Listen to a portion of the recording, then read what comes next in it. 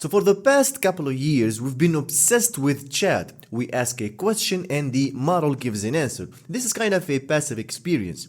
But now in 2026, the industry has shifted. We're not building chatbots anymore, we're building AI agents. Now an agent doesn't just talk, it does, it plans, it uses tools, it remembers your preferences, and it executes multi-step workflows while you're asleep. And while everyone is fighting over which LLM or large language model is better, Google Cloud has built the most robust, enterprise-ready agent factory on the planet. So in this video, I'm going to give you the conceptual blueprint for production-grade agents on GCP. And we're going to look at the brain, the hands, and the memory of a modern agent. And I'm going to show you why Gemini 3 and Vertex AI Agent Builder is the secret weapons that you've been looking for. Now, to build an AI agent, you have to stop thinking about prompts and start thinking about components. A professional agent or a professional AI agent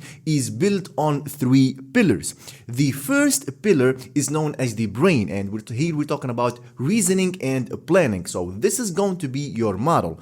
And in 2026, we're talking about Gemini 3. It's not just a text generator, it's a reasoning engine. With the new deep think mode, the agent can actually stop and plan out a sequence of actions before it ever types a word. So it evaluates its own plan, find out the flaws, and then corrects them. Now, the second pillar I like to call the hands. Here we're talking about tooling and the MCP, or the Model Context Protocol. Now, the hands are how your agent interacts with the real world. Your database, your Slack channels, or your internal APIs. Now, on GCP, we use MCP. So this is kind of like the universal USB port for AI, allowing your agent to plug into any service instantly. Now, the third pillar is what I like to call the memory. And while beginners use a context window, pros use agent engine sessions. So this provides short-term memory and long-term memory. Now, let's map these concepts to actual GCP services, and this is where the secret winning that we have talked about in another video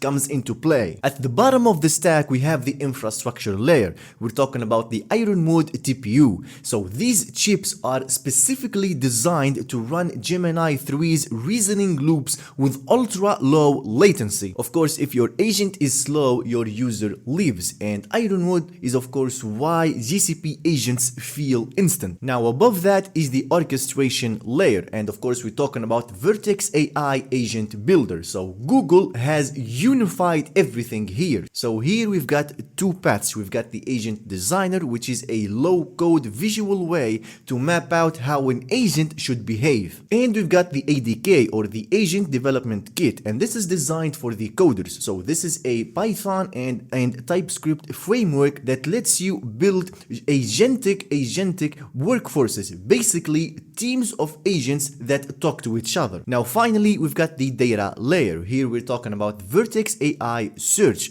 Of course, this is going to be your grounding. You don't want your agent to be guessing. So you connect it to your PDFs, BigQuery tables, Google Drive, and the agent uses RAG or retrieval augmented generation to make sure that every answer is a fact, not a hallucination. Now, to actually build this, we need to follow a 4-phase workflow. The first phase is defining the identity. So you don't just give it a prompt, you give it a persona and a goal. For example, this agent is a senior security auditor. So its goal is to find vulnerability in a Terraform code and fix them. Now, the second phase is connecting the senses. So you point your agent to its truth. On GCP, you create a data store. For instance, you can literally just drop a folder full of company policies into a cloud storage bucket, and within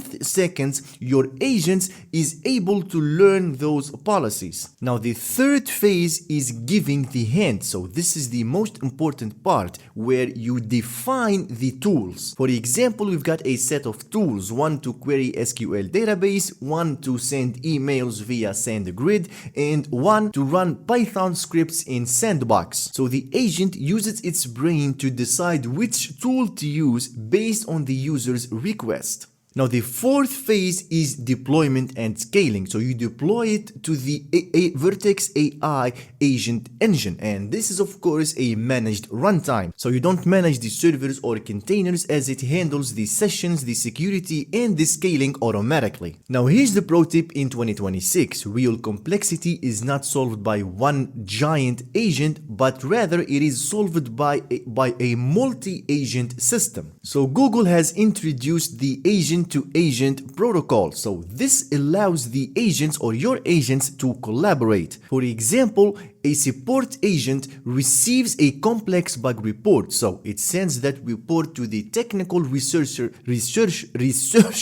agent. Now the researcher queries the database and finds the bug, and then it sends the fix to the QA agent or the quality assurance agent to test it in Sandbox, and then the QA agent sends the results back to the support agent to reply to the customer. So this modularity is how you build systems that don't break. So it's kind of like building a company instead of hiring one person. So all in all, if you're still just building a chat, you're already behind. Building an agent on GCP isn't a technical flex, it's actually a business necessity. Now if you want to see a full hands-on coding session where we build an AI agent from scratch using Gemini 3 and the ADK, please let me know in the comment section. For now, this is it for today's video. I hope everything was clear. If you got any questions, drop them in the comments below. Don't forget to hit that like and subscribe button. If you want to learn about more about AI and cloud, please check the link in the description below, and I'll see you in the next video.